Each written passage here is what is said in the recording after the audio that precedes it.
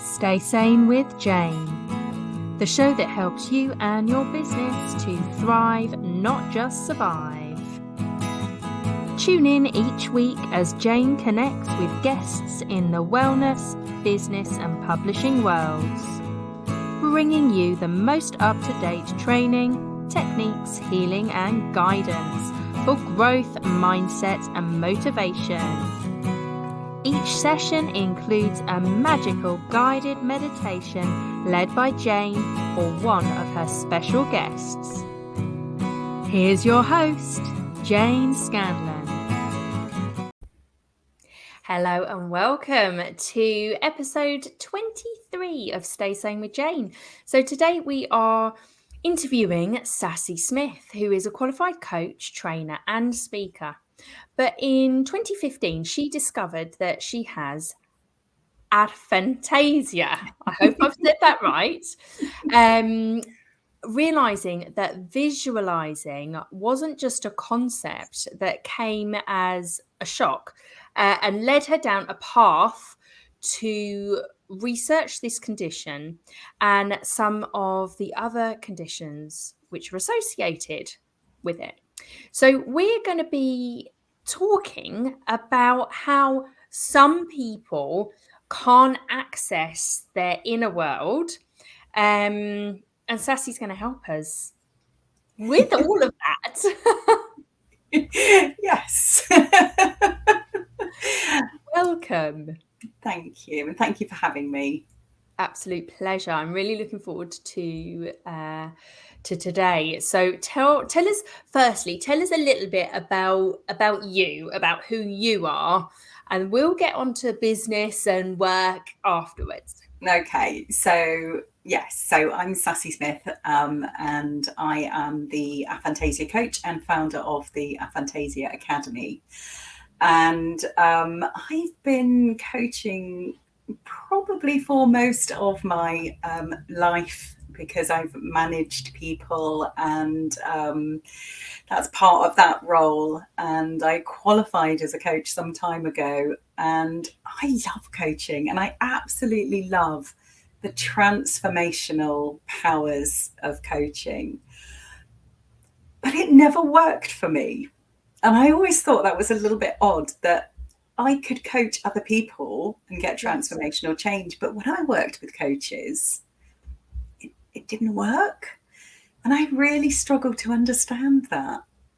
That's so interesting. Yeah. So you worked with lots of different coaches, but it didn't quite ever work for you. No. And I spent a lot of time thinking, is it me? Are they just not very good coaches? Is it their coaching program? There's something missing here. And it was only when I discovered in 2015 that I couldn't access my inner world that I realized exactly what the problem was. It wasn't them. It wasn't me. It wasn't the coaching programs. It's just that my brain works in a completely different way. And so traditional coaching tools just weren't working for me. And so explain to the audience, what do you mean by, when we're talking about this inner world, what do we mean by it? What are we talking about? So most of the time when we're talking about our inner world, we're talking about the thoughts that just come to us. So often we're talking about our inner critic, or those limiting beliefs that we have. We talk about the inner world from the point of view of being able to access our memories of the things that have made us how we are now, our patterns of behavior, our, life events. And we talk about being able to see our past, so visualizing our past, or visualizing a new future. And what I discovered in 2015 was that I have aphantasia, and aphantasia is the inability to visualize on demand. So we can't create mental images. Yeah. But what I've also discovered as a result of looking at that is that I also have something called anoralia, which is I have a silent mind, which when we talk about meditation, and I'm sure we're going to get onto it because you and I both love meditation. Yeah. Will kind of become a bit clearer as to kind of the impact of anoralia with meditation. But I also have something called severely deficient autobiographical memory, and that means I can't access any of my life memories. I can tell you various facts and figures about them and general knowledge and things like that. Yeah. But I can't step into and relive any of my memories. So my inner world is like it's behind a door that I can't access. Mm.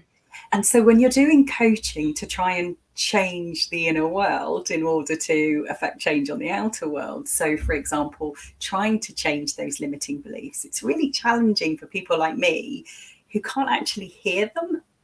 We don't know what those limiting beliefs are because they're not kind of popping into our mind every 5 minutes. Yes. We're not good enough, we're not worthy. They're there in our subconscious.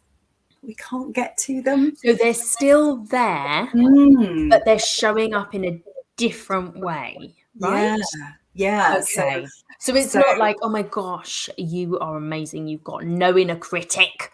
You've got no negative thoughts in your mind. So it's not that. No, they're there. They're I just there. can't hear them. I just don't. You can't. I can't access them. So that's really challenging. You can't see them internally. Sassy's frozen for a second. When we're back in the room. Yeah, so I can't. So, for example, talking about some of the coaching tools that we use, we often will ask somebody, why it is that maybe they haven't achieved a goal that they've wanted to achieve. Yes. And we'll ask them to think about, well, what were you thinking when you were trying to do that? What were the thoughts that you were having that stopped you?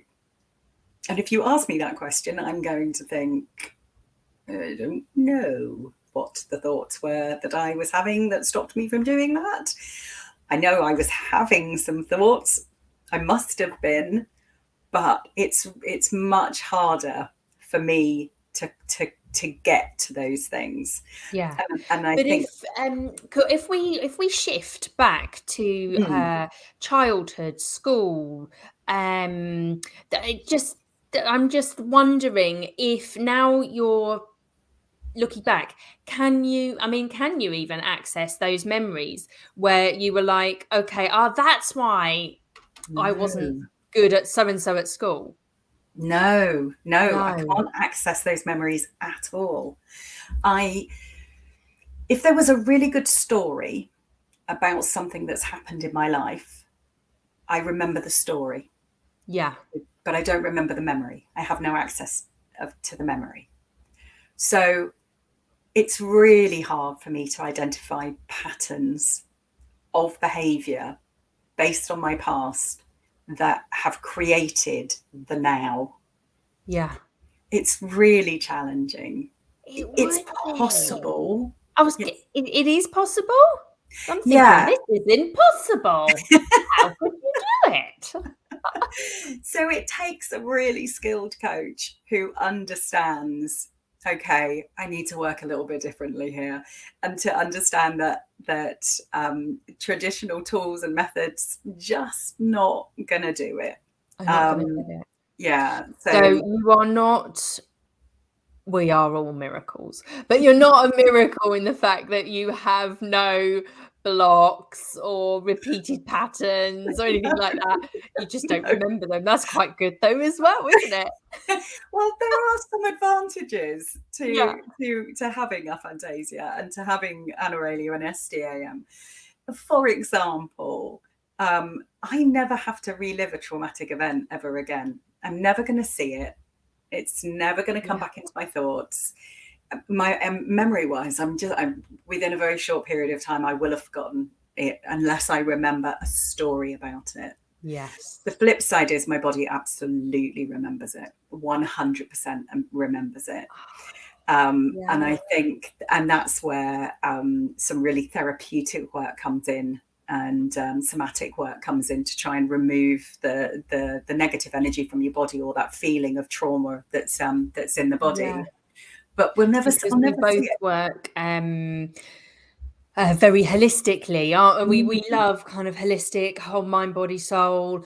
And yeah, if we go by the things we've learned and different methodologies, our emotions do get stuck in the body. Yes. Tension, illnesses, dis-ease, it's all trauma, thoughts, patterns, and lifestyles and externals as well. But when you look at traditional sort of therapy, and I'm talking about counselling based therapy, and that's very much not always, but most of the therapy based. So, for example, cognitive behavior therapy is going to be looking at, well, what the thoughts that you're having that are creating these emotions that are these behaviors for this outcome. And so it's really challenging to work with a therapist and say, I've no idea what the thoughts are. B, I can't remember the argument. My body can. I'm feeling this. I'm having so I mean, the reality is, coming up for nearly 2 years ago now, I had a massive breakdown. I had a nervous breakdown, and I use this expression a lot, and people often say to me, I don't understand what it means, but I would wake up at 3 a.m. and I would know that my brain was spiraling. I would know that my brain was going through that process of ruminating over everything. Yeah. Couldn't hear it, but I could feel it happening in my body. Yeah. And was it like a bit of a panic attack? So I had panic attacks. It brought on panic attacks for me. And I have had panic attacks before. So when I was growing up, my knees used to dislocate all the time. And I only even have to think about that for me to feel that in my body of what that felt like. And that can in itself bring on a panic attack. But the feeling that I'm getting when I'm spiraling, that kind of panic attack that I'm getting when I'm spiraling, it was really different. And I knew it came from some sort of stress, overwhelm, burnout, these thoughts, but I couldn't access them. So what, and I think when was this burnout? So that was about two years ago. And at that point, I was kind of doing traditional coaching. And mainly then I was, ironically, mainly working with women suffering from stress and overwhelm. Yeah, but what? and I went through saying, I just was ignoring all of the signs in myself that this was happening to me. And I suspect the signs are much harder for you to hear, because you can't see them internally, you can't hear them internally. So is it a physical, like you have to now feel into your body more? Yeah, and that's definitely what it was. I could feel it. My chest was getting much tighter. I had a brain fog. Say the 3 a.m. waking up full of adrenaline and cortisol and being able to feel that in my body should have been the sign to tell me to just, chill. But I didn't, we never listen to ourselves, do we? And so I had a full-blown nervous breakdown. And I went to see a therapist who had never heard of my conditions and had no idea how to work with me, and tried to work with me in very traditional ways that in the end, I think he was getting just as frustrated at those sessions as I was. And I think we both pretty much checked out. That. But I found myself tapping without knowing what tapping was. I'd kind of seen it a bit, but I didn't really know much about it. And I found myself doing lots of things like body stroking. I would catch myself almost like I was trying to brush the energy out. And I realized that I was doing things to try and remove the energy of this from my body without consciously knowing that was what I was doing. And then it was the middle of winter, and I decided that I would start dipping in the sea, which I know you also love. And that was a massive, we've dipped a couple of times together, haven't we? Yeah. And that in itself was a big thing for my recovery. But the flip of it was that I realized that nobody out there seems to know how to work with people like me. And there are lots of people like me, 3.9 to 5% of the population. Now, bearing in mind that they think that adult ADHD is 2.4% of the population. That was the last thing I read from the WHO's website, the World Health Organization's. That's a lot of us that need coaches, therapists, healers who understand and can work with us. And that was when I thought, if nobody's gonna do this, I'm gonna have to do it myself. I'm gonna have to set up the business. I'm just gonna have to do it. So I trained to started my training to be a counsellor. And that brings me on to the question: how did you get started in the field? So we've kind of covered some of this in our chat. So tell me, how? So then you started a counselling. Yeah. course. So was it all based on traditional methods anyway? It was. Yeah. Well, it is. And so what I realized was that I needed to learn it so that I could learn how to adapt. And that's what I've done with all of my experience of coaching.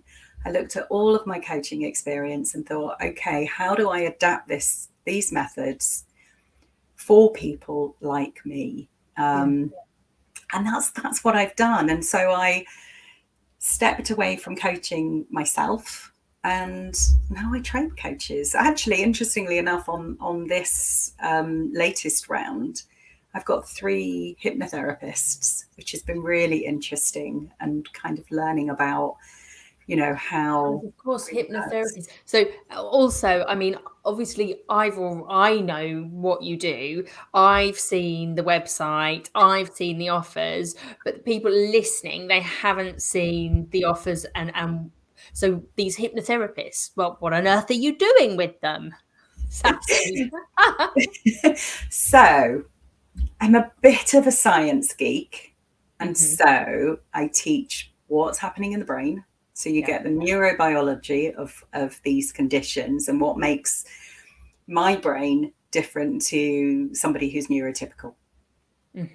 So you get an understanding of that, the sort of the brain chemistry, also the research into these conditions. So I teach about 5 conditions. I teach about aphantasia, so not being able to create images in your mind; anoralia, the silent mind; SDAM, severely deficient autobiographical memory, so not being able to access memory; alexithymia, which alexithymia is linked to lots of other conditions, including the ASD, so the autism spectrum disorder, and some ADHD. And alexithymia is the inability to recognize and name emotions in other people, but also in ourselves.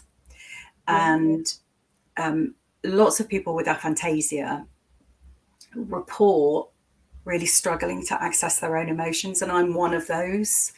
So I can do top end and bottom end emotions, as I like to call them. So real joy at one end and anger at the other, but everything in between is quite hard for me to access, that kind of middle ground.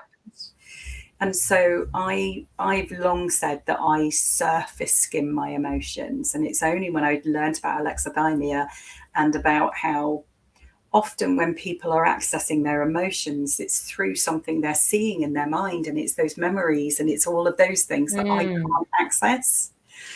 And so I teach all about that. The good thing about alexithymia is the only thing that I teach about that you can change. Alexithymia can be improved, and it can be learnt behavior. So you can unlearn the behavior. So that's really good. But I also teach about, the last one is called dyskinesia. And dyskinesia is multi-sense aphantasia, basically. So that means not only do I not have an inner ear because I have a silent mind, and I don't have an inner eye because I have a blind mind, but I also can't recreate in my mind smells, tastes, any of my senses. So when people say to me, "Oh, that It's smells," me looking up, thinking, "Can I do that?" so if I No. was to say to you and to everybody listening now, I want you to imagine that you've got a lemon in your hand, and you bring the up to your nose and you just sniff the lemon, and you can probably be creating now the smell of a lemon in your mind, that citrus smell of a lemon. And if I was to say to you, if you imagine taking a great big bite out of that, you potentially are now getting that sharp kind of acidic taste in your mouth. Now, you may be salivating because, just, if you like a lemon, maybe the thought of biting into a lemon is kind of making you salivate. But if you're able to access all of your internal senses, you're recreating the smell and the taste of a lemon in your mind. I could not. I could see the lemon. I Okay. could not smell the lemon. I could not taste the lemon, but my body did a shiver of the Yeah. bitter thing. Yes. But I did get more saliva in my mouth. Yeah. So your brain was working on this. So that means that your visualization was so real that your body was reacting to that as if that was happening. Yeah. And that's one of the really interesting things about aphantasia. But which, before I go on to that, I just want to say, so if somebody said to you, "Oh, that smells like Christmas," yes, could you think, "Oh, that's cinnamon and all those smells of cloves or whatever, Christmas pines"? Yeah, when you said it, I was like, "Oh yeah, I've got some essential oils that people say that about," and I like getting them out around Christmas because it's the oranges, the cinnamons, the clove, that kind of thing. Yes. And trees, eucalyptus, and So it's also, I think, for some people, having that inner sense memory of somebody, they talk about, I don't know, their mum's perfume or the way a loved one smelled, or, and there are some people can recreate that smell in there. They remember it as if they're smelling it in their mind. Yeah. Which sounds very weird, but just to me anyway, because I can't do any of that. But what I wanted to say about the body-brain, that brain-body-brain connection that was just happening for you when you were salivating then. One of the tests that's been carried out on aphantasia, I think, is incredibly interesting. And I'm sorry, I'm going a little bit off topic here, but it's just, I had to share it. Yeah. People who can visualize, when you're asked to imagine yourself as if you are in a darkened room, your pupils naturally dilate. They do it on the outside because your brain thinks that you're in the dark. And likewise, if you imagine yourself in a bright room. Well, I'm going to test that out with a mirror. And then what? You open your eyes, looking straight in the mirror. Well, if you did it with your eyes open. So if you do it with your eyes open, so visualizing with your eyes open, picturing in your mind with your eyes open that you are in a bright room or a dark room, and that will happen to your pupils. Whereas people with aphantasia, just nothing. There is no change at all. And so it might be a tool at some point in the future that we'll be able to test aphantasia by, to see whether or not people can do it, which would be really interesting. That's interesting. And I was even thinking just then, can I visualize with my eyes open? I always close my eyes. But can you? Can you project an image? Can I think of an image of that lemon? No. And when I shut my eyes, I can, though. Yeah, some people. Something weird happened to me actually this week. So I was playing a board game, Yeah. And it's one that I'd seen before. I'd played before, couldn't quite remember it. And it didn't fill me with joy, shall we say, that we were going to play this again. It was something called Dixit, and it's these cards, and all the cards are different drawings, and you have to describe the picture without describing it. Okay. If this makes Yeah, any yeah, sense at yeah. all. No, I'm with you. And then everybody puts a card. So say you say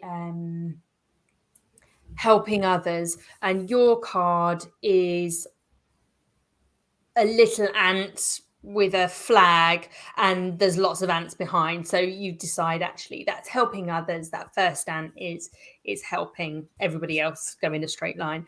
So then everyone else around the table has to look at their cards and see if they have a card that could be described as helping others. Okay. And then you put it all down, and then you flip them over, and you basically get points whether you can, whether people guess right or not, basically. Yeah. And I was looking at these cards, and it just blank head, and I was just so literal, like ant with a flag, line of ants, like I don't know. And everyone else is coming up with these great things, and I'm like, oh my gosh, why am I so logical sometimes? But other times I've got this, I have got this huge imagination, but I look at these cards and I would just say what I could see. I couldn't make up a phrase for it, and it was driving me crazy in the kind of pre-game. Anyway, I did win, which I was very pleased about, but I didn't show off. But my mind was just absolutely blank. There was just nothing happening in there. And yeah, so I've had like a teeny window into what that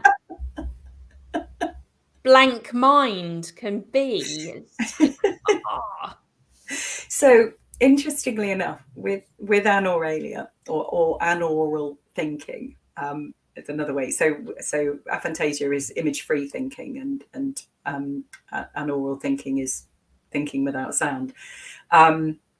What's interesting is that for some people that is total silence all the time, full stop. But for me, I do have internal dialogue. I don't have internal monologue, and it's the monologue which is the kind of you're not in control of the thoughts. yes. Whereas internal dialogue, I can have a conversation with myself in my head, and that's how I work out problems. That's how I so in that instance, I potentially would have been doing the same thing. Well, how do I describe that? That's just a line of ants with a flag. Okay, so I potentially would have been doing that. But one of the ways that I like to describe it is, as you and I are having this conversation, I am 100% fixed on you and this conversation, which possibly might have been one of the reasons why coaching was something I loved, because it's all about, focusing on and active listening. And I am only hearing my voice as I'm talking and your voice as you're talking, and that's it. So there's not a shopping list in my head that's happening, or, oh God, don't forget to get dog food, or those thoughts that I am very conscious that when I'm having conversations with people, often their brain is doing other things. Yes. And it's quite interesting to me that happens, because I often wonder how anybody gets anything done with all that noise, with everything that's going on, all those images and all those noises and voices. And somebody told me that as well as their thoughts, it's like there's a radio playing in the background, and I was like, how do you cope? Oh yeah, sometimes I get that, the radio, and it's a song on repeat. Well, It's earworms. awful. That is. Yeah. You can So an wake up earworm, that can give you my top tip for dealing with an earworm. Yeah. You have to Is that what they're start the called? song and you have to sing it all the way through, all the words. And if you don't know the words, learn them, because it's your brain is trying to find the next line. And it doesn't know the next line, so it keeps going back to the beginning.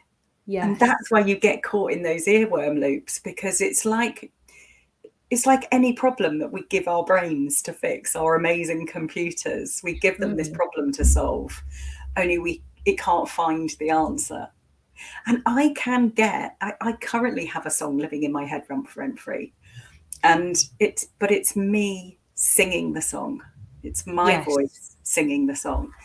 And that is the only time when I get what I call an intrusive thought. That's the only time, whenever it's an earworm. And I don't get them very often. But they can happen for me. And then I have to go and learn the song in order to get shot of it. So that's my top tip for everybody listening. When you get an earworm, There you go. on purpose, sing it all the way through. And if you don't know, learn the words. Like it. In fact, before we go to that question, a little bit more about how you started in the field, but more about, so you've set up the company, you've set up the academy, you've created a program. Is it one program that you use to help other coaches and workers in the kind of wellness industry, or broader than that, to help work with clients, people who can't access the inner world? Yeah, so it's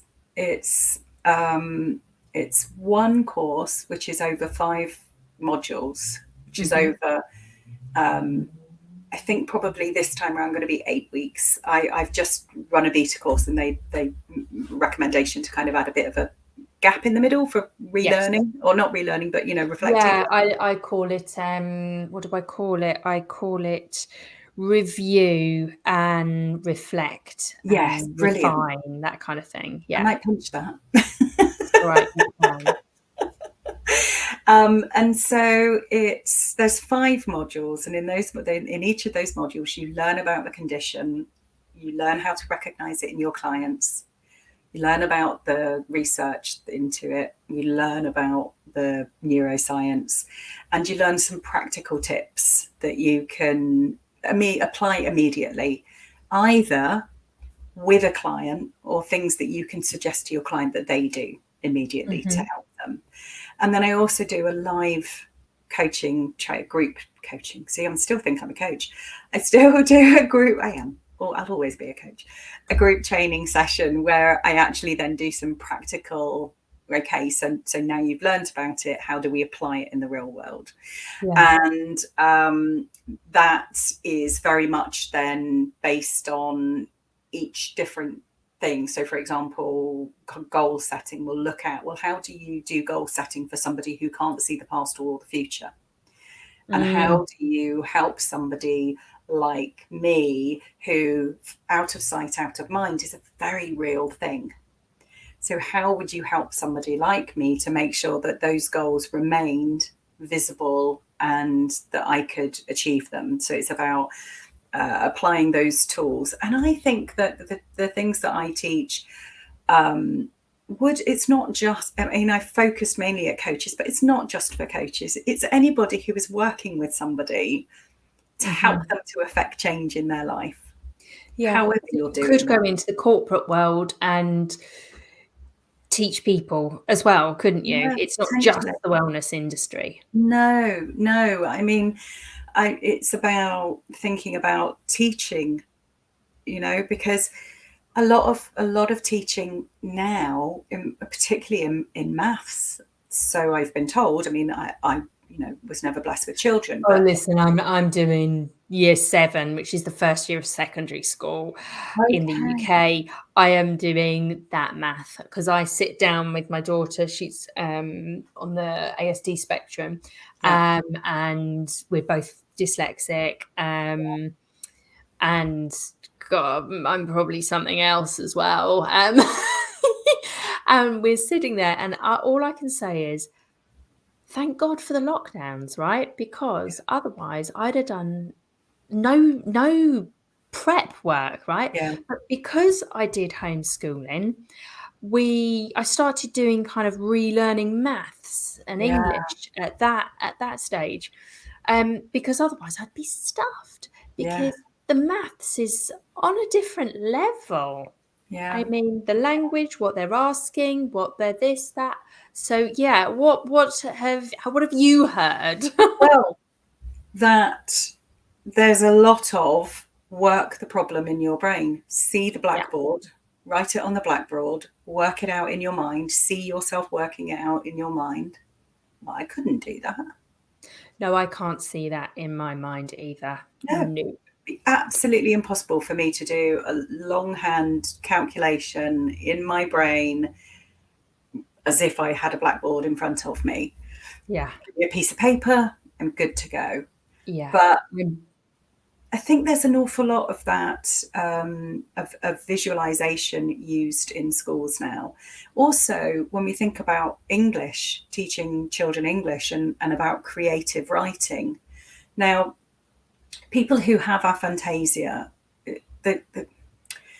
unfortunately, it's often called that said that people with aphantasia don't have an imagination, and that's not Mm. true. We've all got very active imaginations, and we can be incredibly creative. I mean, you've got the head of Pixar is aphantasia. The animator who did The Little Mermaid, Ed Catmull, I think his name is. He has aphantasia. So it's not that we're not creative, but we're not particularly that interested. I'm speaking for all aphants, and I know I shouldn't, but Yeah. statistically speaking, we're not that bothered by the descriptive stuff. And we're not that bothered by the descriptive stuff because we are not creating an image of what's happening in a book, right? Mm. When we read a book, we just want to know what happened, the storyline. That's all we're interested in. Everything else is just kind of fluff. And so it can be challenging for children with aphantasia to write creatively, to write really descriptively, if they're not aware that they're not interested in the descriptions, and they're going to have to work that little bit extra harder Yeah. to use words that they really have no interest in. When I read a book, that's all I read. I just read the storyline. I'm not creating the film that goes with it. I have no concept of what the characters really look like. So when they're made into a film or a TV show, I'm never disappointed. Never So disappointed. true. Yeah, because I haven't created an image of them in my mind. Yeah. So it's I think it could potentially be challenging. So there is the potential to take the learning into schools if they Mm-hmm. haven't already done things to learn about this. I mean, There's knowing that there are so links with some other many conditions. neurodivergent now, aren't there? I Yes, mean, yes, is there anybody neurotypical? Yeah, there's people pretending. probably not. Probably Obviously. not. But there's lots that can still fit in that kind of system, that box that was created so long ago by, well, it was created by men for men, for boys, wasn't it? Yeah, School. yeah, Women came along yeah, much later, yeah. but the framework was already there. Yes. So yeah. I mean, there are, in something that's still used today, in 1909, George Herbert Betts created this learning skills inventory. I think it was called the Learning Skills Inventory. And and even then he was talking about the fact that not everybody could visualize. Mm. And some of his work today is still used around how we teach children, how we identify children's different learning styles.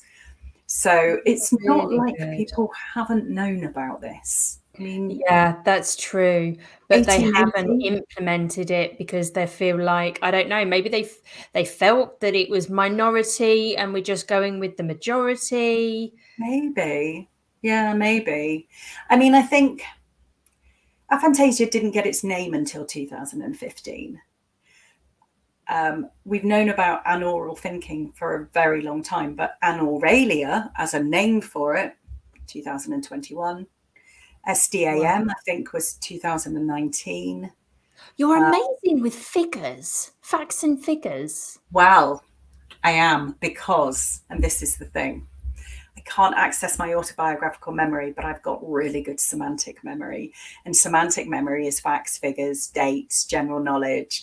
That's why I used to be really good at quizzes. I say I used to be really good at quizzes Yeah. because, I am a woman of a certain age now, and sometimes the brain just doesn't work at Yeah. all. And if I've got to answer something really quickly, speed has gone completely out of the window. My reaction time is way down. But if it's just general knowledge, that's how my brain works, and that's how the brain of a lot of people with aphantasia works. So we're really in our left brain, a left hemisphere. We're all in that words and language and facts and figures and maths, interestingly enough. And a lot of people with aphantasia go into kind of sciences or data-driven jobs because we can remember that stuff. I mean, I can remember telephone numbers from my first job when I was 17, the client's Holy telephone cow. numbers. Yeah, because I have to ring them all the time, and they're just kind of in there, I could pull them out, but ask me to remember my wedding day, no chance. I can tell you some stories about my wedding day. I can tell you what I can remember from the photographs that I've seen of my wedding day. Yeah. I can, I can show you a photograph from my wedding day and say, well, look, this, that, and the other. But ask me to remember the day, to relive the day, to step into those memories of that day. Yeah. And I don't have access to them. The door is closed and I don't have a key for it. Wow. So they're there. They are there. Yeah.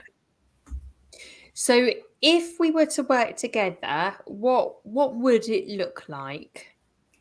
So one of the things that I am offering as a new add-on for this course, because one of the things that I've realized is that you all work differently. Everybody who's in this space works slightly differently. And so whilst I'm teaching you that there's no one size fits all, I have to understand that there's no one size fits all when it comes to the work that people do. Yeah. And so one of the things that I have introduced to this course is that I will audit one of your offers and go through it with you to show you where you could easily adapt it, tweak it, change it, so that it would work for people like me, so that it would work for anybody who thinks slightly differently. And so that if you have a client like me, because like I said, there's more of us out there than anybody even knows, Yeah. that you would be able to, having done the course, being able to identify it.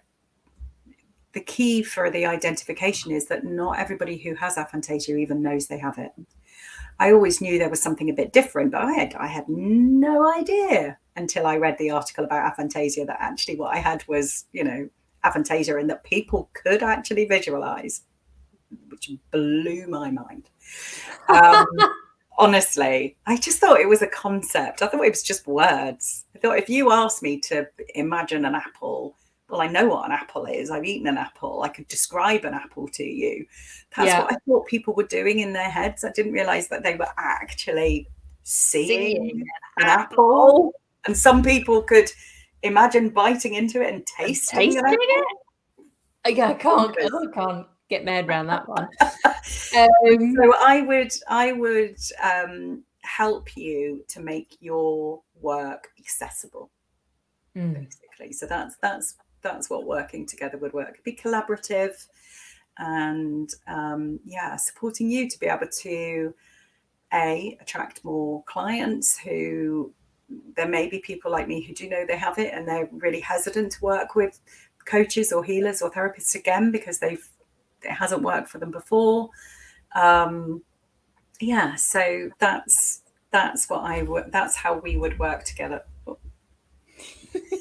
So do you do any coaching or mentoring or any courses for the people like you?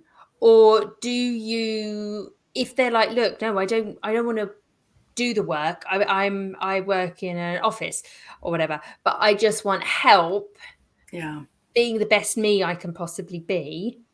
Do you work with those people, or do you, because you've now got this network growing, can Yeah. you pass them down different avenues? I mean, how does it work? Yeah. So at the moment, I am not working with anybody on an individual basis because I'm focusing on the training. Yeah.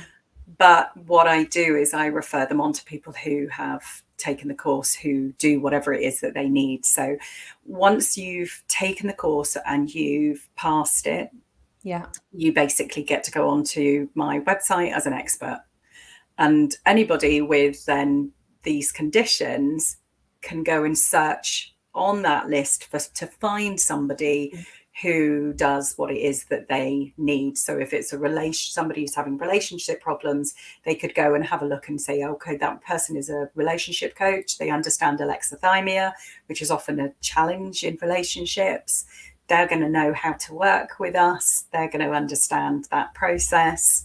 So that's what I'm doing. I realized that I wanted to be able to help everybody like me, but there's 395 million of us, and I can't help everyone. But if I can train other people to do it, then Yes. who knows how many people can be reached by that. And Yeah. that's the key for me. That's what I wanted. That's why I'm doing the training instead of doing one-to-one. I'm never going to say no to one-to-one because I do love it. But I think for the minute, my calling is to, create a world for people like me to be able to have access to training and healing and any form of therapy that will work for us. Fantastic. And I am on your website right now, Mm-hmm. which is www.aphantasiacoach.com. Yeah. And within it, you've got a tab for the Aphantasia Academy. Yeah. So evaluate your coaching skills and expand your client base by understanding aphantasia. And obviously, you've got all the other neurodivergence Yeah. in there as well that you talk about, and how the brain works, which is amazing. Yeah. And also, oh yes, you've got lots. You've got resources. You've got the Yeah. training academy. Yeah. So yeah, I do suggest, audience, that you head on over there and have a good old look. And it's scrolling at the bottom. And if you are listening, watching on any of the platforms, there will be links to all of Sassy's work Yeah. within the wording. So do have a good old butchers. So any advice or top tips for our audience, perhaps first for the people that don't have those conditions, Yeah. to help us help them if we're working together, and then maybe something else. Okay, so if you are working with a client and you are doing some form of visualization with them, so Mhm. if you're doing meditation and guided visual meditations with them, and or you're using visualization as a tool to help somebody to see a goal. So, for example, if you worked with people to help weight release, Mhm. you might say something along the lines of, okay, I want you to imagine that you're seeing yourself in the mirror at the weight that you want to be. And Mhm. that's used as a motivational tool, and Yeah, you can yeah, see yeah, the weight falling off. yeah, all of that. Yeah. If your client starts looking at you a bit blankly, if they don't seem to be getting excited about the fact that they should be seeing themselves at that weight, that's your first clue that they may not actually be able to visualize. And so it's about understanding and recognizing just if you're working with somebody, it's just not quite working. If it works most of the time with your clients, and you've got a client it's not working with, that's kind of a big flag That's there. the bell. Ding, ding, ding, ding, Yeah, ding, ding. that maybe they're not Different visualizing. here. Yeah. So many people don't know that they have aphantasia, because nobody's ever heard of it. And like I said to you, there is this concept. It's just everybody thinks there's visualizing is just a word that people use and it doesn't really mean anything. And anybody you speak to who's got aphantasia will tell you that. I just thought it was a word. I didn't really realize it meant, pictures. And so they might not know that they've got it. So one of the things that I often ask people to do is describe something. So I might say, could you just close your eyes, and I'd like you to imagine that you're standing in a field and you're looking out across that field, and in front of you is a grey and white wild horse, and its mane is blowing in the wind, and it's so close to you that you could almost reach out and touch its nose. And behind it there are beautiful mountains and wild flowers, and the sun is beaming down and you can feel that warmth on your skin. Now, if you've got that image in your head, for some people it might be a photo, might be looking at a photograph. For other people, I've just made you create a film in your mind, and you can see the mane moving, and you could maybe touch and feel the horse. Maybe you could smell the grass and freshness of the day and feel the warmth. If you do that with a client and they say, all I saw was black, that's what aphantasia is. I can think about that horse. I've ridden a horse. I know what horses are like. I know what a horse smells like. I know what a horse feels like. But I can't actually create that image in my mind at all. It's absolutely black. And so it's about doing a short, quick, could you close your eyes and describe, and then you talk through something like I've just done with the horse. And then if they go, nope, then there's your cue. And so for those people, it's about creating then that goal or that future with words, really verbally. And that's a good way to do it, because we're really good at talking. Yeah. As you can probably tell. So actually we would use a lot more words. So I use a lot of words when I'm thinking about, my goals and things like that. So that's, as I say, your top tip. It's all about recognizing that maybe something isn't quite working in the way that it does for everybody else. And could that mean that they're not visualizing, and they either know they're not doing it and they think that this is still going to work for them, or they don't know that visualizing is actually a real thing. So what do we do then? So we've got this information, we've got this client who we've now, both of us know, can't internally visualize, or smell or taste, touch, all of that kind of stuff, internal dialogues. How do we take them through our program or through a meditation? Yeah, so a guided visualization, if your client knows that they have aphantasia and they are but they can be quite creative mentally, then sometimes guided meditation can work. I have worked with some amazing teachers that use guided visualization, and one of them was taking me through meeting my guide. Yes. And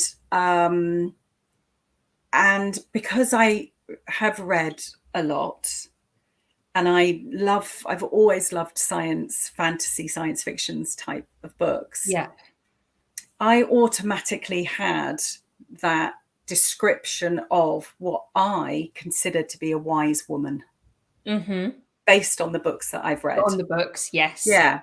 So although I couldn't visualize meeting my guide and my guide taking me by the hand and walking with me, I could create the concept of this wise woman and describe a wise woman. And so whilst I might not have been able to emotionally connect in that meditation because I wasn't experiencing what everybody else was experiencing, it didn't mean that I couldn't do it at all. But I know I have aphantasia. And so what she'll now do is on a start of a guided meditation, instead of assuming that everybody can visualize, she'll say, I'm going to do a guided visualization. If you are unable to create images, can you think about this, whatever it is that she's going to do? Can you imagine? Because I can imagine. I just can't create pictures with it. Can you imagine this? Can you feel this? Now, feel this works for people who don't have alexithymia. Can you feel this? So she gives kind of options and she's very upfront with it. And what I think is really great about that is that those people who can't visualize, but maybe didn't know they can't visualize at that point are getting a cue of, oh, so maybe there are people who can create images and I can't, but I can think about that. I can try and come up with something similar. Now, that doesn't work for everybody. I know a lot of people with aphantasia just find it a guided meditation just a complete turn off. And if I'm doing something with somebody who doesn't understand and hasn't adapted, I can switch off. Can like, oh, I'm out. The minute I do a training course and they instantly talk about, visualizing and listening to your inner thoughts, then, I'm usually out by that point because I must say, since our kind of first conversation about this, I think it was in the sea or on the beach. And since then, whenever I'm working with somebody and I'm about to take them through a guided meditation, I ask them, can you visualize internally? Can you do? Oh, and if it's a no, and I have had no's, I'm like, okay, can you feel? Like, or can you this or that? And then we'll figure out something, and then work something around it. But it was a concept that hadn't really thought about before, but since just touching base with people before just assuming that's it, that they can visualize has helped a lot. I'm conscious of the time, and I know you have an offer for our audience. And the offer is going to be in the text as well around this podcast. So the neurodivergent coaching skills and practice program, although it says coaching, please do not be put off by that. There's an awful lot that you can learn, even if you're not a coach, but if you work with other people, the skills are applicable. That's actually live, and there's a link that, as I say, will be in the notes that will give you a discount. So I'm offering anybody who's listening to this, what's my early bird amount, which is actually closed, but I'm offering that to anybody listening to this. So you would be able to access that course with £100 discount. Fantastic. And the link will be, like I say, somewhere within this. And is it the Academy join list? Or well, If you're interested but you don't want to do it right now, if you join the waiting list, then when I do the next round, that gives the early bird discount for the next round, which will be in, where are we now? May, June, which will be July. So that's the next one. And that automatically, you get the early bird discount from that. The May one, it actually is already, by the time you're listening to this, is already live. But we're only a couple of days in, so you haven't missed anything. You can jump so you can join that late. Yeah. Only a couple of days. You won't have missed anything. No. It's going to be at 8 weeks. So it's like you're two days in. So come on, peeps. 2 days in, and an awful lot that you can pick up and transfer to whatever it is that you do, whether you're a coach, a healer, a therapist. It's all really useful information. And if you are a bit of a geek like me and you like to know what's happening inside people's brains, then it's really interesting. Fantastic. Thank you so much, Sassy. I've really enjoyed today. I've learnt lots, as I'm sure the audience has too. And like I say, everyone, go check out the Aphantasia Academy and Sassy Smith. Thank you. Stay sane with Jane, the show that helps you and your business to thrive, not just survive.